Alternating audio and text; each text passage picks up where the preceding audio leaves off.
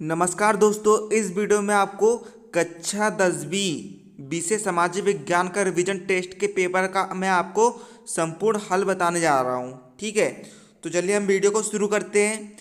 देखिए, वीडियो को शुरू से लेकर अंत तक जरूर देखना, ठीक है, और उसे अपने कॉपी में लिखते जाना।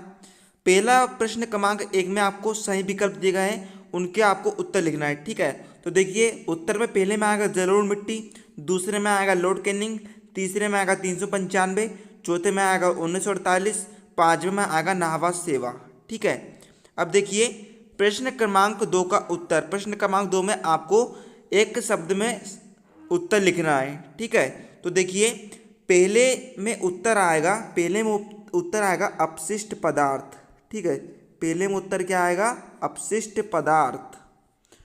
फिर दूसरे में उत्तर आ जाएगा 8 दिसंबर 1951, तीसरे में उत्तर आ जाएगा 230, चौथे में आपको लिखना है बैरकपुर छावनी में 29 मार्च 1857 को मंगल पांडे नामक सैनिक ने चर्बी वाले कारतूस को भरने से इनकार कर दिया और उत्तेजित होकर अंग्रेज अधिकारियों की हत्या कर दी। फलस्वरूप उसे बंदी बनाकर 8 अप्रैल 1857 को फांसी दे दी गई। इस प्रकार चर्बी लगे कारतूस 1857 की क्रांति का तत्कालिक कारण बना। पांचवा में उत्तर आएगा 6 मूल अधिकार। ठीक है, प्रश्न 3 में आपको रिक्त स्थानों की पूर्ति करना है। ठीक है, तो देखिए पहला रिक्त स्थान में आएगा आपका महाराष्ट्र, दूसरे में आएगा इंटरनेट, तीसरे में आएगा वनों, चौथे में आएगा आपका बहादुर शाह जफर द्वितीय, पांचवें में आएगा 20। ठीक है, प्रश्न 4 में आपको सही जोड़ी का मिलान करना है। एक तरफ आ कॉलम है, दूसरी तरफ बा कॉलम है। ठीक है, तो देखिए पहले का उत्तर आएगा आर्थिक कल्याण, दूसरे का उत्तर आएगा असम, तीसरे का उत्तर आएगा रामकृष्ण मिशन। ठीक है, चौथा है रोजगार गारंटी योजना, इसका मिलान होगा 100 दिवस से।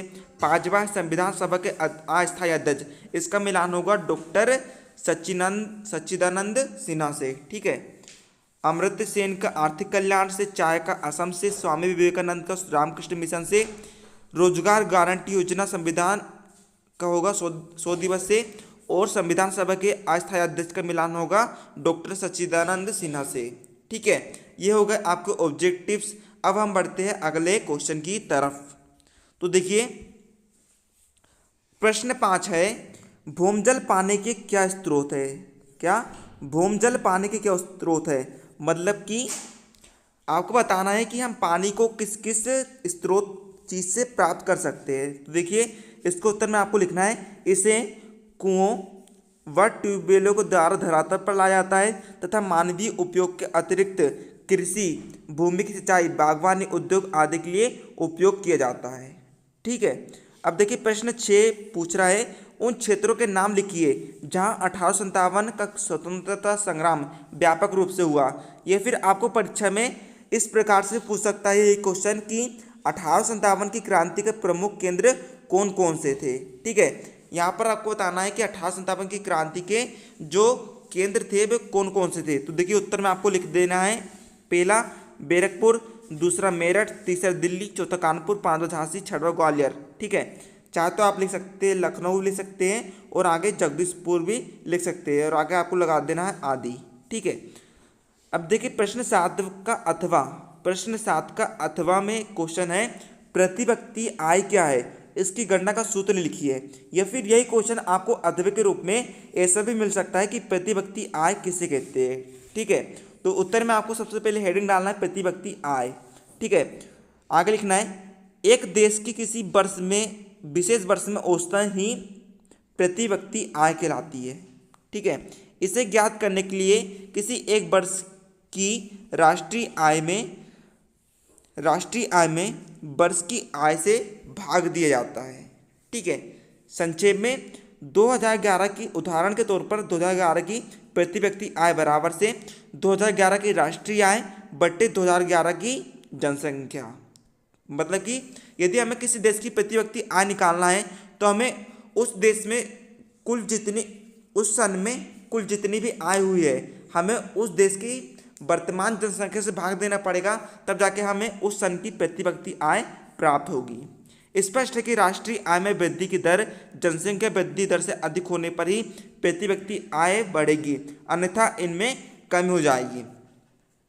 प्रति व्यक्ति आय हमें उस देश के निवासियों के जीवन स्तर की जानकारी प्रदान करती है। यदि राष्ट्रीय प्रति व्यक्ति आय में बढ़ोतरी हो रही है तो इसका आशय कि उस देश के निवासियों के जीवन में सुधार हो रहा है। ठीक है, यदि राष्ट्रीय प्रति व्यक्ति आय बढ़ रही है तो मतलब कि जो देश है वह विकासशील की तरफ है। ठीक है, अब देखिए प्रश्न 8 का अधवा में आपको क्वेश्चन है, मानव जीवन में मृदा का क्या महत्व है, समझाइए। तो इसके उत्तर में आपको लिखना है, मानव जीवन में मृदा का अत्यधिक महत्व है, विशेषकर किसानों के लिए। संपूर्ण मानव जीवन मृदा पर निर्भर करता है। संपूर्ण प्राणी जगत का भोजन प्रत्यक्ष या परोक्ष रूप से मृदा से प्राप्त होता है।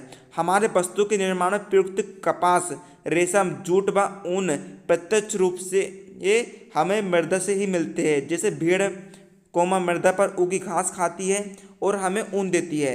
रेशम के कीड़े वनस्पति पर निर्भर है और वनस्पति मृदा पर उगती है।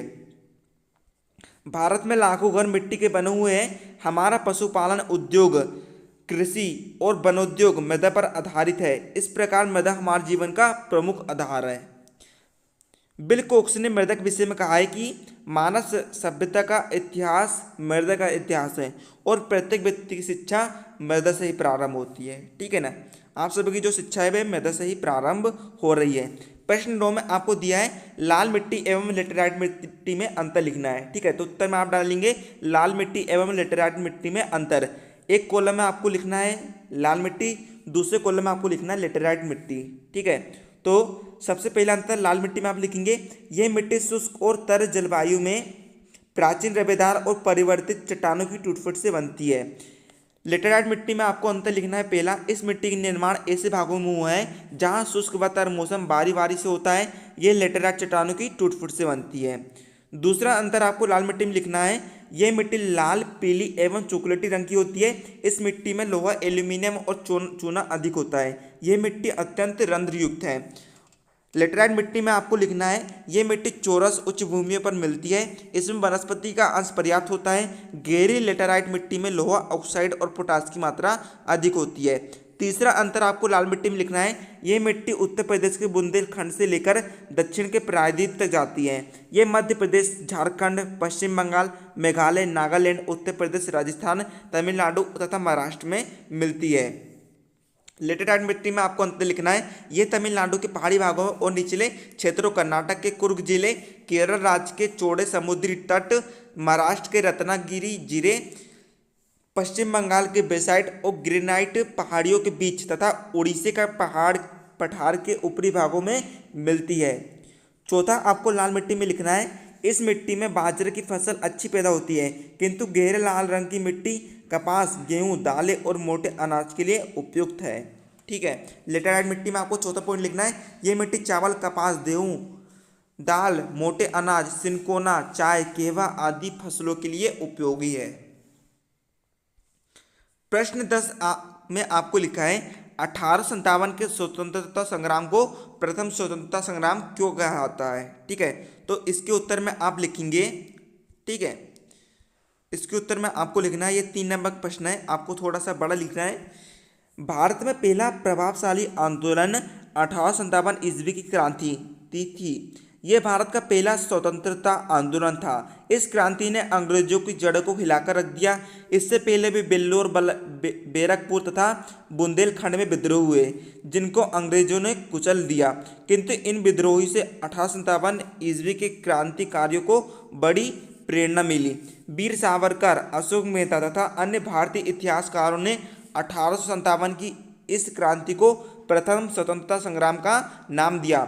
इस क्रांति के उठ खड़ा होने के कारण न चर्बी के कारतूसों का प्रयोग करना था और न ही कुछ भारतीय शासकों का व्यक्तिगत स्वार्थ, वरन जनसाधारण में भी असंतोष की भावना थी जो पिछले 100 वर्षों के अंग्रेजी राज्य के कारण उत्पन्न हो रही थी। इन इतिहासकारों का विचार है कि विस्फोट की सामग्री काफ़ी समय पहले से इकट्ठा होती आ रही थी। इसे केवल एक चिंगारी की आवश्यकता थी जो चर्बी वाले कारतूसों से मिल गई। इसलिए 1857 की इस महान क्रांति को केवल सैनिक विद्रोह न कहकर पहला स्वतंत्रता संग्राम या राष्ट्रीय आंदोलन कहना उचित होगा। इस प्रकार आपका प्रश्न 10 का आंसर होता है।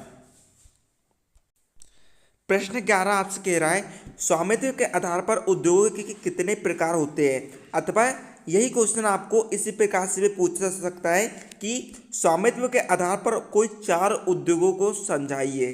ठीक है, तो इसके उत्तर में आपको लिखना है स्वामित्व के आधार पर उद्योग 4 प्रकार के होते हैं। पहला निजी उद्योग, इस प्रकार के उद्योग व्यक्तिगत स्वामित्व में होते हैं। दूसरा सरकारी उद्योग, वे उद्योग जो सरकार के स्वामित्व में होते हैं। तीसरा सहकारी उद्योग, जो सहकारी स्वामित्व में होते हैं। चौथा मिश्रित उद्योग, जो उपयुक्त में से किसी 2 या अधिक के स्वामित्व में होते हैं।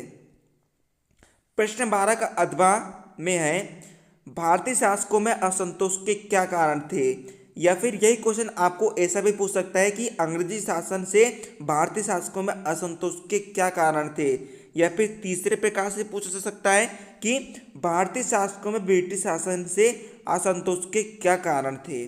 तो इसके उत्तर में आपको लिखना है अंग्रेजों की राज्य विस्तार की नीति के कारण भारत के अनेक शासकों और जमींदारों में असंतोष व्याप्त हो गया था। लॉर्ड वेलेस्ली की सहायक संधि व्यवस्था और लॉर्ड डलहौजी की हड़प नीति के कारण अनेक राज्यों का अंग्रेजी साम्राज्य में जबरदस्ती विलय कर दिया गया। अंग्रेजों ने पंजाब, सिक्किम, सतारा, जयपुर, संबलपुर, झांसी, नागपुर आदि राज्यों को अपने अधीन कर लिया था। सरकार ने अवध, तंजौर, कर्नाटक के नवाबों की राजकीय उपाधियां समाप्त कर दी, राजनीतिक अस्थिरता की स्थिति उत्पन्न कर दी।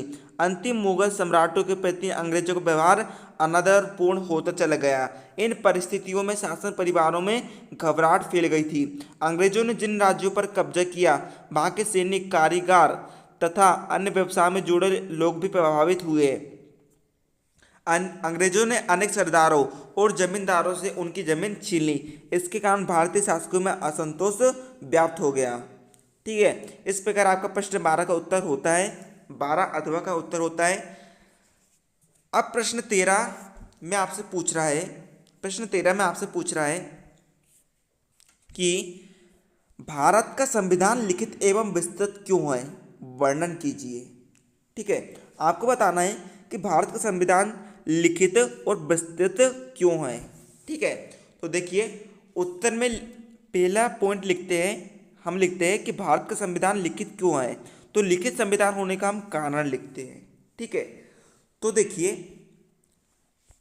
आपको लिखना है भारत का संविधान एक संविधान सभा ने एक निश्चित समय तथा योजना के अनुसार बनाया था, इसलिए यह निर्मित संविधान है।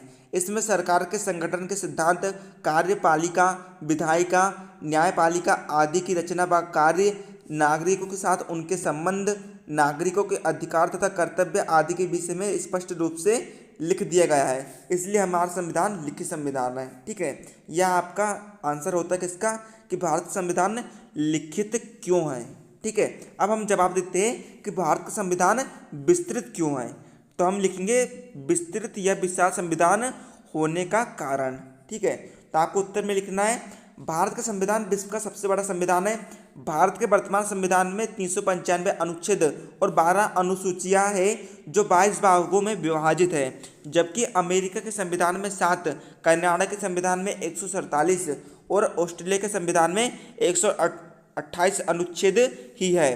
भारतीय संविधान के विस्तृत होने का कारण है, पहला पॉइंट, भारतीय संविधान में शासन संबंधी बातों का विस्तार पूर्वक वर्णन किया गया है। दूसरा, संघीय शासन प्रणाली की व्यवस्था की गई है जिसमें शक्तियों के विभाजन की 3 सूचियों, पहला इसके अंतर्गत पहला संघीय सूची हो, दूसरा राज्य सूची, तीसरा संवर्ती सूची को विस्तार से लिखा गया है। इसी का तीसरा पॉइंट, मौलिक अधिकारों तथा नीति निर्देशक सिद्धांतों को संविधान में शामिल करने से भी संविधान लंबा हो गया है। चौथा, अनुसूचित जनजातियों तथा अन्य पिछड़ी जातियों की सुरक्षा के लिए संविधान में व्यवस्था की गई है, ये विश्व के किसी अन्य संविधान में नहीं है। चौथा, पांचवा, नागरिकता, राष्ट्रभाषा, सार्वजनिक सेवाओं तथा न्याय व्यवस्था के बारे में विशेष उपबंध है, इसी कारण संविधान इतना विस्तृत हो गया है। प्रश्न 14 है राष्ट्रीय ग्रामीण रोजगार गारंटी से आशय उद्देश्य एवं इसकी उद्देश्य बताइए। ठीक है, तो उसके उत्तर में आपको लिखना है, इसके उत्तर में आपको लिखना है राष्ट्रीय ग्रामीण रोजगार गारंटी योजना से आशय एवं उद्देश्य, ग्रामीण क्षेत्र में गरीबी की व्यापकता एवं संगतता के निवारण तथा ग्रामीण क्षेत्र में उत्पादक रोजगार बढ़ाने की दृष्टि से सितंबर 2005 में ग्रामीण रोजगार गारंटी अधिनियम पारित किया गया। राष्ट्रीय ग्रामीण रोजगार गारंटी कानून का उद्देश्य वर्ष भर में 100 दिन का रोजगार उपलब्ध कराकर गैर कृषि अवधि के दौरान अकुशल ग्रामीणों का गांव से पलायन रोकना है। इसके अनुसार इच्छुक ग्रामीण परिवारों को रोजगार प्राप्त करने का वैधानिक अधिकार प्राप्त हो गया। इस योजना के मुख्य उद्देश्य निम्नलिखित है। ठीक है, यहाँ पर आपको इसके उद्देश्य बताया जा रहा है। पहला, इस योजना का उद्देश्य है ग्रामीण क्षेत्र में निवासरत प्रत्येक परिवार के वयस्क व्यक्ति को जो अकुशल मानव श्रम करने हेतु तैयार है एक वित्तीय वर्ष में कम से कम 100 दिवस का रोजगार अकुशल उपलब्ध कराना। दूसरा, ग्रामीण क्षेत्र में स्थायी परिसंपत्तियों का सृजन करना। अथवा में आपको क्वेश्चन दिया है, प्रश्न 15 का अथवा में आपको क्वेश्चन दिया है आंतरिक जल परिवहन की प्रमुख बाधाएं कौन कौन सी है। ठीक है, 4 नंबर का प्रश्न है। ठीक है, अच्छे से लिखना है, बड़ा लिखना है थोड़ा। ठीक है, आंतरिक जल परिवहन की प्रमुख बाधाएं निम्नलिखित है। पहला, देश की अधिकांश नदियां मौसमी हैं। कुछ नदियां तो शुष्क मौसम में बिल्कुल सूख जाती हैं और कुछ में जलधारा इतनी पतली और उथली होती है कि इसमें नावें या स्टीमर नहीं चला जा सकते। दूसरा, वर्षा ऋतु में जल की अधिकता, विकराल गति एवं बाढ़ की स्थिति के कारण वर्षा ऋतु में नाव्य नदियों का परिवहन के लिए उपभोग नहीं हो पाता। तीसरा, सदा नीरा नदियों से सिंचाई के लिए जगह जगह से नहरें निकाली गई है जिससे नदियों में जल स्तर तो कम हो ही जाता है। मार्ग में द्वार यह बंद बनाने से मार्ग बाधा युक्त हो जाता है। अतः जो नदियाँ पहले नौ संचालन की योग्य थी अब उपयोगी नहीं रही। ठीक है, नौ मतलब कि नाव संचालन की योग्य, मतलब कि नाव चलाने की योग्य। ठीक है, चौथा पॉइंट, दक्षिण भारत की नदियाँ पथरीले भागों से बहती हुई प्रपात बनाती है। प्रपाती नदियों में गति तो तीव्र होती है, साथ ही प्रपातों के साथ साथ स्वाभाविक रूप से नावों या स्टीमरों को नहीं चला जा सकता। ठीक है, अब हम देखते हैं प्रश्न 16। प्रश्न 16 में आपको क्वेश्चन दिया है वनों से होने वाले लाभ लिखिए। ठीक है, तो इसके उत्तर में हम लिखेंगे, हमको ऐसे लिखना है कि हमें वनों से निम्नलिखित लाभ होते हैं। ठीक है, पहला, लकड़ी की प्राप्ति। वनों से प्राप्त लकड़ी एक महत्वपूर्ण ईंधन है। वृक्षों से सागौन, साल, देवदार, चीड़, शीशम, आवनूस, चंदन आदि की लकड़ी प्राप्त होती है। दूसरा, गौण पदार्थों की प्राप्ति। वनों से अनेक प्रकार के गौण पदार्थ प्राप्त होते हैं। ठीक है, ये गौण है। ठीक है, गोंड नहीं है। ठीक है, गौण पदार्थ प्राप्त होते हैं जिनमें बांस, बेत, लाख, राल, शहद, गोंद, चमड़ा रंगने के पदार्थ तथा जड़ी बूटियां प्रमुख है। तीसरा, आधारभूत उद्योगों के लिए सामग्री। वनों से प्राप्त लकड़ी, घास, सनोवर तथा बांस से कागज उद्योग, चीड़, स्प्रूस तथा सफेद सनोवर से दिया सलाई उद्योग, लाख से लाख उद्योग, मोम से मोम उद्योग, महुओं के छाले व बबूल से गोंद, चमड़ा उद्योग, चंदन, टारपिन और केवड़ा से तेल उद्योग, जड़ी बूटियों से औषधि उद्योग विकसित हुई है। ठीक है, चौथा, चारागाह। वन क्षेत्र जानवरों के लिए उत्तम चारागाह स्थल है। वनों से जानवरों के लिए घास व पत्तियां मिलती है। ठीक है दोस्तों, तो देखिए आपको 4 नंबर का प्रश्न है, तो आप इतना से लेकर प्रश्न पहले पॉइंट से लेकर प्रश्न 4 पॉइंट तक आपको लिख देना है। ठीक है, यह आपकी शब्द सीमा के लिए पर्याप्त है। ठीक है, अब देखिए प्रश्न 17वां है, भारतीय संविधान की विशेषताओं को वर्णन कीजिए। या फिर यही क्वेश्चन इसी तरीके से बन सकता है कि संसदीय शासन प्रणाली की 5 विशेषता लिखिए, या फिर हम इसे ऐसा भी बोल सकते हैं कि भारतीय संविधान की कोई 4 विशेषताएं लिखिए। ठीक है, तो देखिए इसके उत्तर में आपको लिखना है भारतीय संविधान की विशेषताएं। तो पहला, भारतीय संविधान की प्रमुख विशेषताएं निम्नलिखित है। ठीक है, तो आपको ज़्यादा नहीं लिखना है, आपको शब्द सीमा के हिसाब से आपको इसके 4 पॉइंट लिख देने हैं। ठीक है। तो देखिए पहला पॉइंट है लिखित और निर्मित संविधान। भारत का संविधान लिखित और निर्मित है, यह ब्रिटेन के संविधान की भांति अलिखित नहीं है। दूसरा, संपूर्ण प्रभुत्व संपन्न लोकतांत्रिक गणराज्य। संपूर्ण प्रभुत्व संपन्न का अर्थ है भारत अपने आंतरिक एवं बाह्य मामलों में सर्वोच्च शक्ति रखता है। लोकतंत्रात्मक का आशय है कि भारत में राज्य सत्ता का स्रोत जनता है। भारत गणराज्य भी है क्योंकि राज्य का प्रधान जनता के प्रतिनिधियों द्वारा निर्वाचित व्यक्ति होता है। तीसरा, संसदीय शासन प्रणाली। भारतीय संविधान में शासन की संसदीय प्रणाली अपनाई गई है। देश का संवैधानिक प्रधान राष्ट्रपति होता है, जबकि वास्तविक सत्ता मंत्रिपरिषद के अधीन होती है। चौथा, अंशतः लचीला एवं अंशतः कठोर। भारतीय संविधान ना तो पूर्ण रूप से लचीला है और ना पूर्ण रूप से कठोर, यह अंशतः लचीला तथा अंशतः कठोर है। ठीक है दोस्तों, आपको इतना से लेकर इतना लिख देना है, ये आपके लिए काफ़ी होगा। ठीक है। प्रश्न 18वां बोल रहा है कि हरित क्रांति से आप क्या समझते हैं और हरित क्रांति की आपको विशेषताएं लिखनी है। ठीक है। तो देखिए हरित क्रांति का आशय, ठीक है, तो हेडिंग डाले आपने हरित क्रांति। हरित क्रांति का आशय कृषि उत्पादन में उस तीव्र वृद्धि से है जो अधिक उत्पादन देने वाले बीजों, रासायनिक उर्वरकों व नई तकनीक के प्रयोग के परिणाम स्वरूप हुई है। इस तकनीक के फलस्वरूप फसलों की उत्पादकता में काफ़ी वृद्धि हुई है। भारतीय कृषि में उन्नत किस्म के बीजों का प्रयोग बढ़ता जा रहा है। पंजाब, हरियाणा, उत्तर प्रदेश, गुजरात, तमिलनाडु और आंध्र प्रदेश भी में गेहूं व चावल का अधिक उत्पादन उन्नत किस्म के बीजों की देन है। अब आपको इसकी विशेषता लिखनी है। ठीक है। तो आपको लिख देना है हरित क्रांति की प्रमुख विशेषताएं निम्नलिखित है। पहला, उन्नत बीजों तथा वैज्ञानिक यंत्रों का प्रयोग। दूसरा, रासायनिक खाद्यों व उर्वरकों का प्रयोग करना। तीसरा, अधिक कृषि उपज देने वाली फसलों को बोयाना। चौथा, पौध तथा भूरक्षण के लिए कीटनाशक दवाई का प्रयोग करना।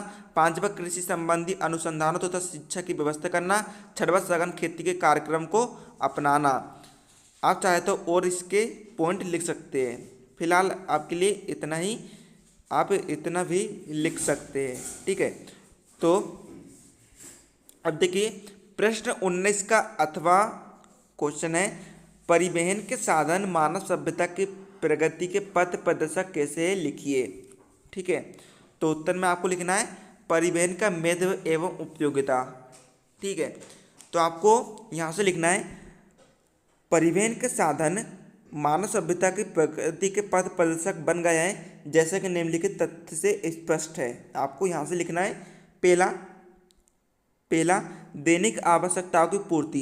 परिवहन के साधन जैसे सड़कें, रेलें, जलमार्ग, वायु मार्ग, मंडी के लिए कृषि उपजे, उद्योगों के लिए कच्चा माल, उपभोक्ताओं के लिए तैयार माल तथा व्यापारियों के लिए दूरस्थ माल आदि को सुलभ कराते हैं।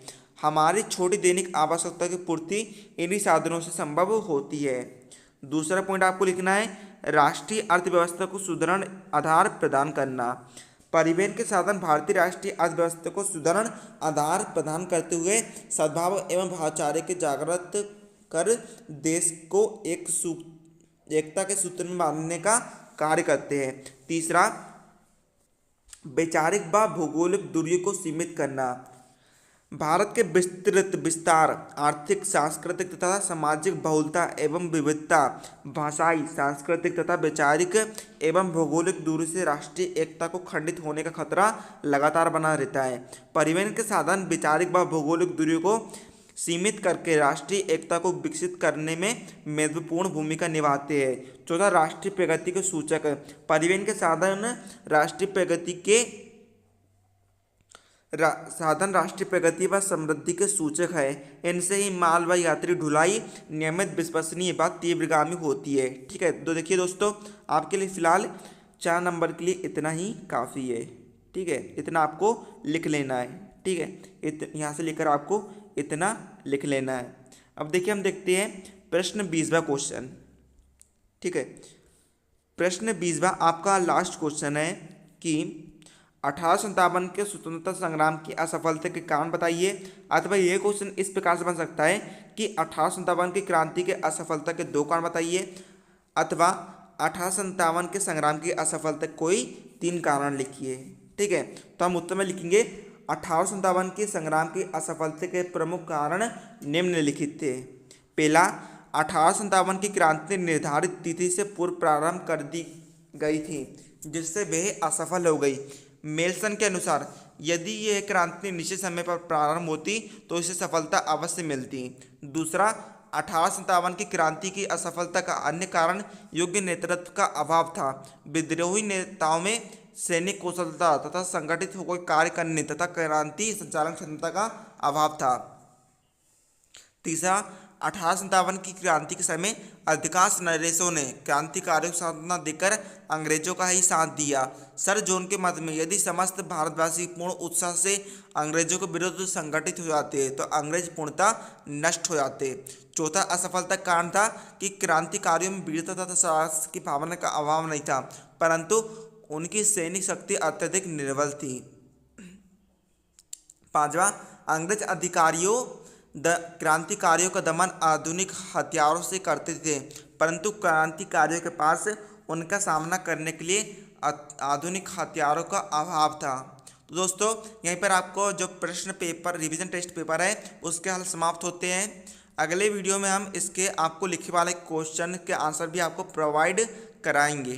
ठीक है, तो वीडियो को यदि आपको थोड़ा सा पसंद आता तो हमारे वीडियो को अभी कभी लाइक कर देना। मिलते हैं अगले वीडियो में, तब तक के लिए जय हिंद।